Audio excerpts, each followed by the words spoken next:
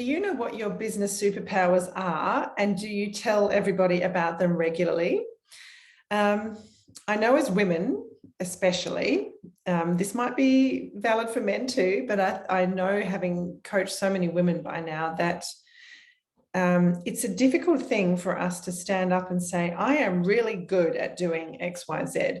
We weren't conditioned to toot our own horn.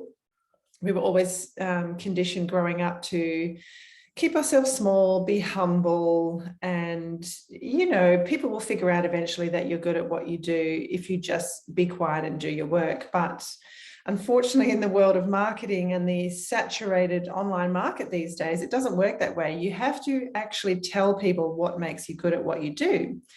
And so I learned this technique through Pete Lakovich at the Sales Institute, and he calls it your business superpowers. And it is that your business superpowers are the things that make you really good at what you do, and they are the reason your clients choose you. And if you haven't consciously thought about this before, I recommend that you do.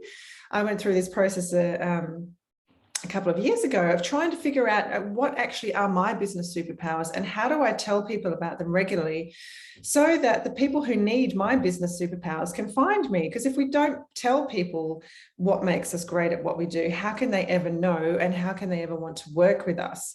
So while being humble is good, in the world of marketing, you actually need to tell people what makes you good at what you do. So there's a formula that I step you through in the blog that I'm sharing this week about how to share your superpower. And it's about, you could just tell people, I'm really, the what that you're good at.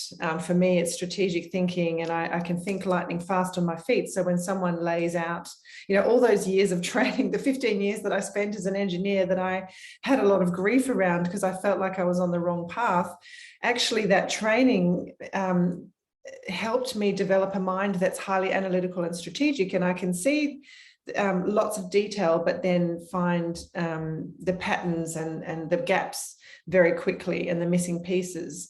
So that's one of my superpowers. But I didn't know that until I went through this process that I outline in the blog this week. And there's a way that you need to tell people, which is emotive. They call that green brain in marketing, green brain versus red brain. Green brain is emotive, emotion, instinct, creativity, and the red brain is the logic, facts, analysis. So you need to have a green brain name for your superpower. So I step you through how to do this in my blog this week.